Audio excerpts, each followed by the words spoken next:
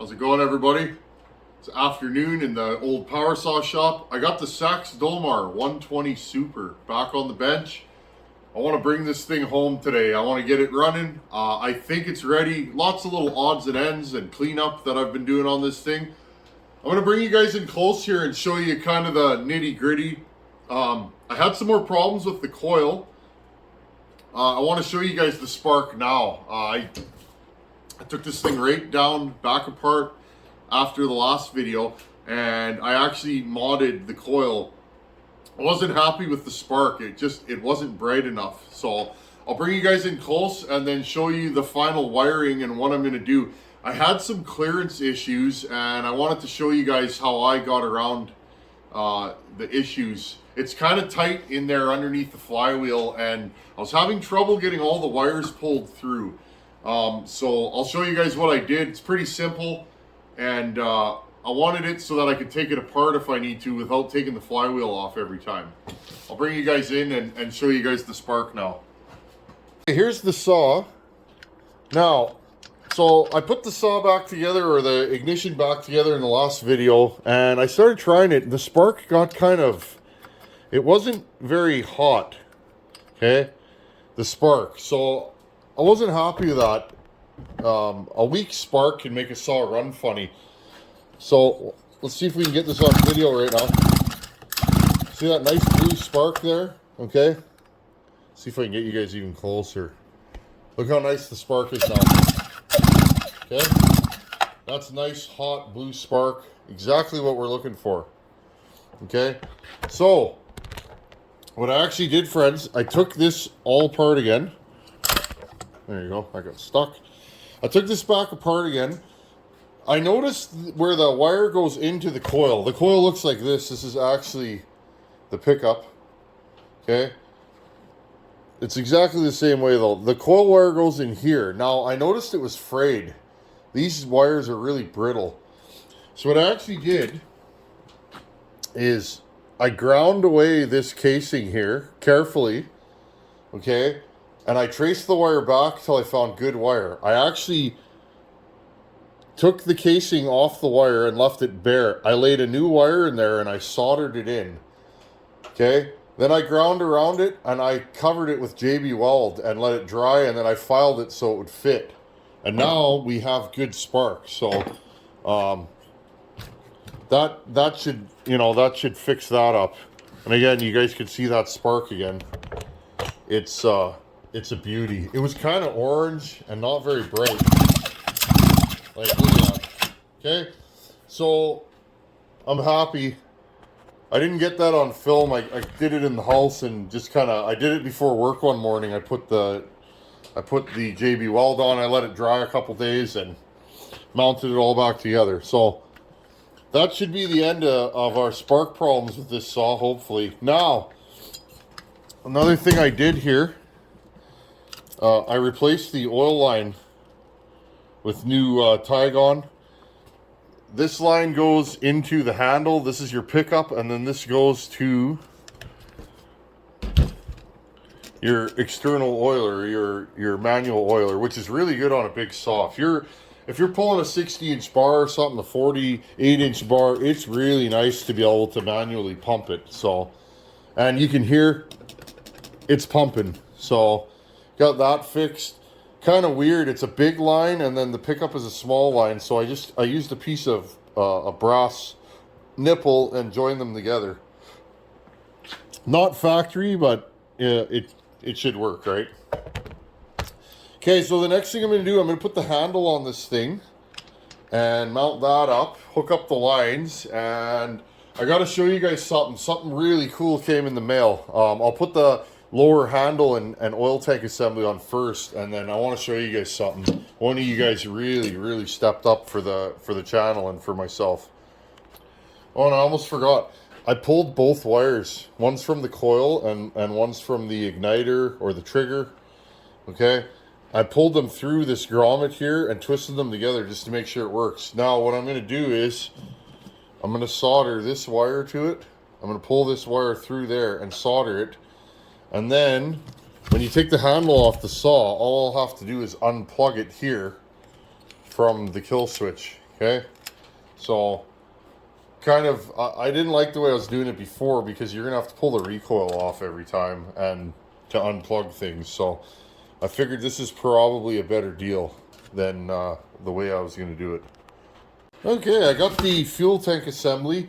One assembly note, if you guys are playing with one of these, the oil line, this one, I'm not sure. I think this one's been rigged up at some point, but the oil line comes out of the tank, and there's a T that goes one way, and then the other one goes to the oil pump, okay? Sorry, right underneath here. Pretty tricky to hook that up. You'll need some long needle nose pliers or some forceps. So I fumbled with that for a bit. Here's the other end of that line. Again, this thing's been jimmy rigged over the years, but it works. Big piece of Tygon to a small piece. I put a brass nipple in there. It shouldn't come apart. Here's our on-off switch right here. Any of you guys are wondering, I have clear heat shrink. I bought a bunch of it years ago. It's kind of weird if you're used to the black stuff, but I'm always excited when you guys mail me stuff. It's so nice of you to do that. I appreciate it. Every time I get something in the mail, I'm just like, you know, smitten. For those of you that remember, this handle was trashed in shipment. The back half of it shattered, and it was flopping around. I guess they dropped the box a few times. It was kind of sad to see that, and it is what it is. So I went to eBay and started searching for handles. Couldn't find one.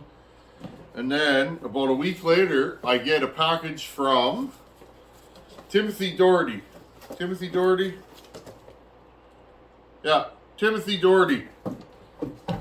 He said, I got one of those, I'll mail it to you, no problem. So it's complete, everything's there, it's in good shape. So Tim, thank you, buddy. Seriously, that just saved me a whole bunch of work.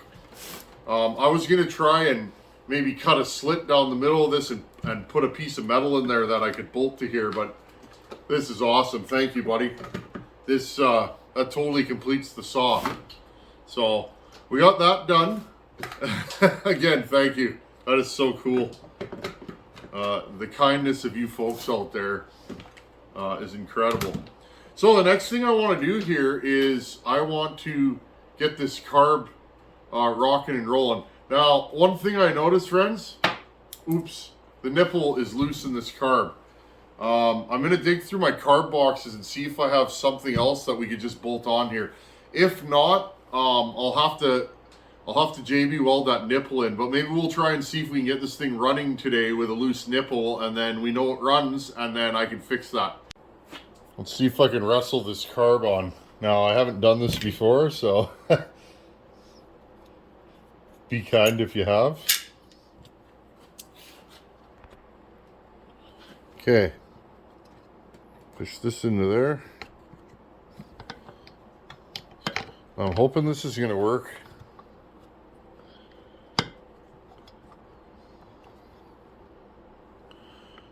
Yeah, we'll play that one by ear. That's how it was. So we'll I put a new fuel line on. It's kind of a strange fuel line setup on this saw. Okay. Let's see if I can flip this around.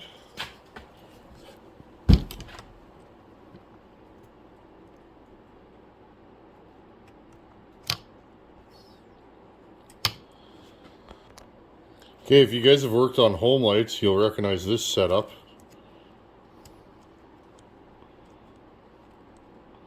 It's like a cotter pin. I've never been a fan of this setup, even though, you know, a lot of the saws I love have this. It's kind of fumbly.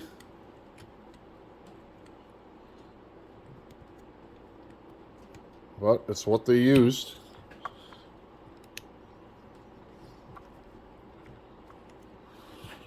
You guys can see, you got to bend this just right, where it ends up being wobbly. It'll work though. Okay, so there's that.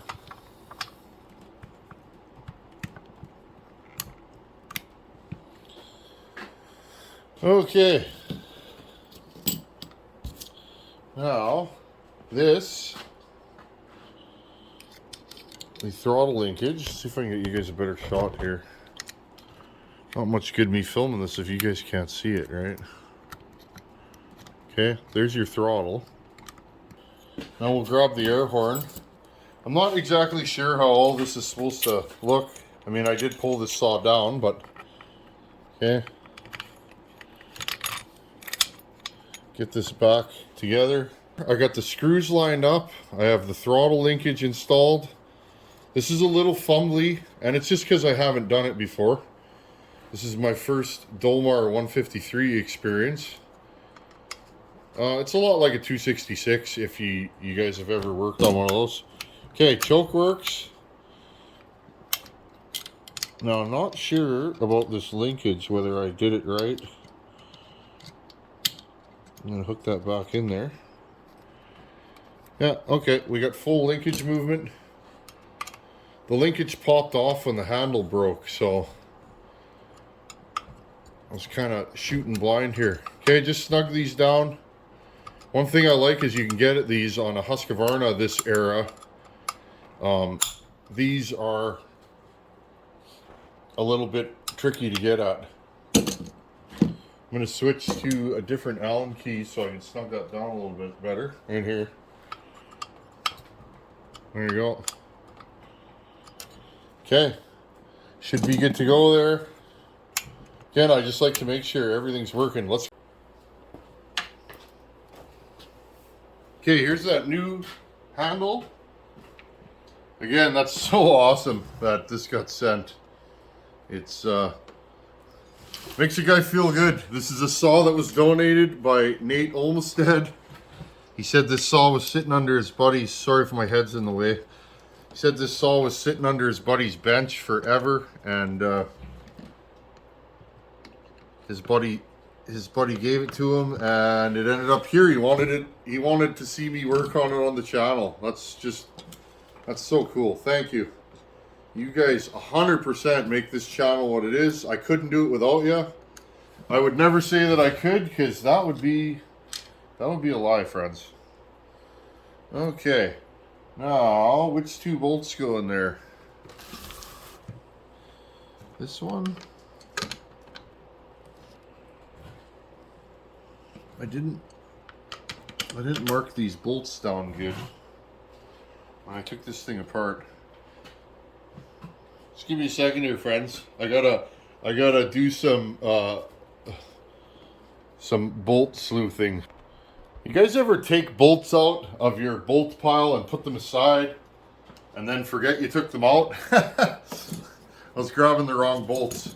Okay, let's finish putting this thing back together. I want to clean up these covers. There's some paint and stuff on them, but for right now, let's just get this thing rocking and rolling. This thing was missing a few fasteners for the top cover, and I'm not sure which ones. I'll have to find some fasteners for the front of the top cover. There's a couple of them missing. That's okay. She's got good bones. This here machine has good bones, and that's all that matters, right?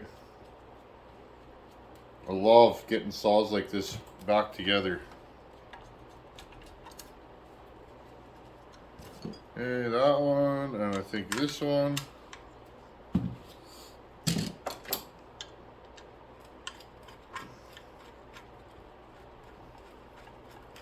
Oh, I can't wait. Are you guys excited?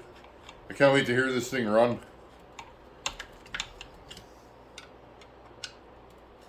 This is when you make a mistake. You get all excited. You guys know the deal. This is when you forget to put the spark plug in, or, you know, we've all done it.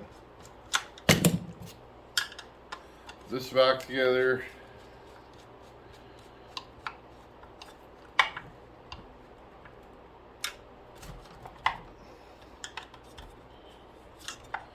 Yeah, this top cover is going to be loose for now. It is what it is till I get some different fasteners. Okay, spark plug boot, air filter. these two screws for the air filter in.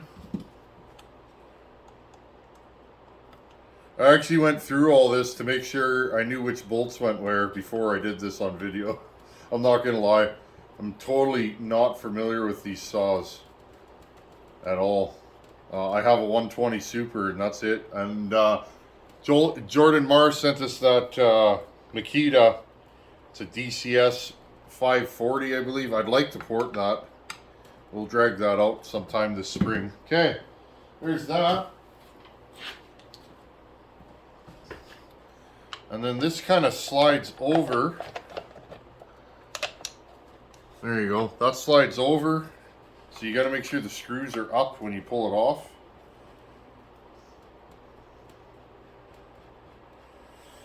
Now, friends, I think I'm going to leave this cover off. In case we have any carb issues, it'll be just easier in the long run. Okay, choke works, throttle, kill switch, oil pump. Everything's good there. Okay, friends, I'm going to throw the handle on and let's put some fuel in this thing and take her outside and see if she wants to bark. I'm so excited. It's spring, friends. Like, it was 50 below a week ago, and now look, everything's melting. Okay, let's do this. I haven't tried to fire it. No trickery here, friends. We will do this together. This thing's going to be an absolute bear to start with no bar and chain on it, because it's got lots of compression, but we'll give her a go. Okay, first thing I'm going to do, let's fuel this thing up. Hopefully you guys can see. Oh, it's nice out. It's super bright. Okay, let's put some fuel in this thing. Just a little bit.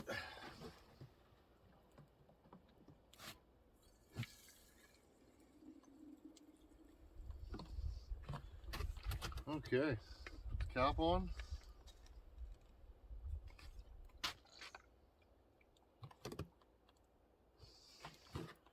Okay, what I'm going to do right now, so I'm going to prime this thing. I'm going to give it a little splash.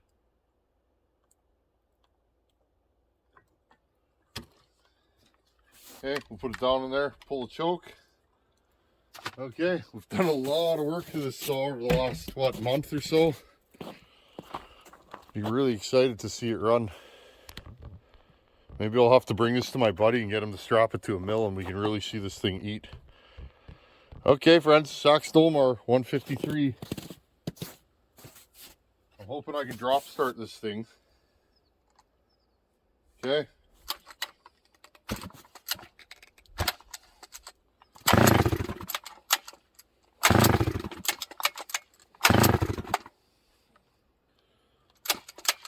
Maybe I flooded it.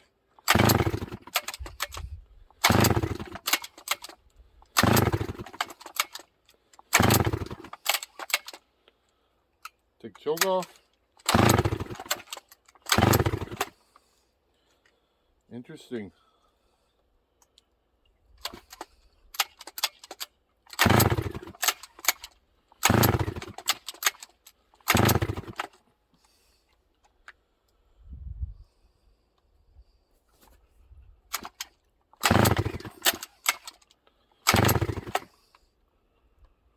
Not leaking fuel anywhere that I can see.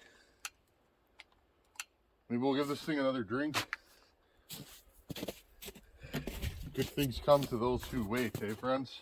Well, that was way too much. Dump some of it out. Okay, ready?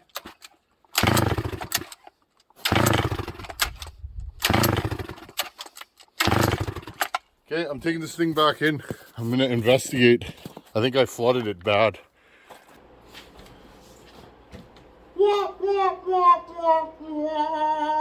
I can't get it to start, friends. I'm out of arm. I've got fuel, I got really hot spark, but what I don't know, friends, I don't know if I have the right ignition timing. I marked it. Remember I said I marked the plate and I installed it back to where it was stock. Now, this crank trigger may need different timings. So I'm going to have to investigate this further and go back in there and see approximately where my timing's at. Now I'll show you guys how I'm going to do that. There is kind of timing marks, but what I'm going to do, friends, is pull this thing apart and kind of see where it is. I believe it's in the middle of the mark. It might need a little more advanced to get this thing to flash off. I'm not sure, but what I am sure of, I'm running out of arm. I yarded on this thing for like 30 minutes to get it to start. It won't even pop. Now, I know it's firing close to top dead center because I stuck my thumb over the hole and I'm kind of, watching it, and I can feel when it's pushing my thumb off, about where the spark's at. But that's it. Without a timing light or timing marks, I'm kind of shooting in the dark. So, you know me, friends, I won't give up. I'll pull the flywheel off this thing this week at some point, and we'll do another video and see if I can get this thing to start. I know the ignition isn't advanced, because if the ignition was advanced too far, this thing would be kicking back and ripping that recoil out of my hand. It's not doing that ever. One thing I know with bigger saws, often they have fairly advanced timing, and you really got to pull them over or they'll rip that recoil out of your hand. Well, this thing's not doing that.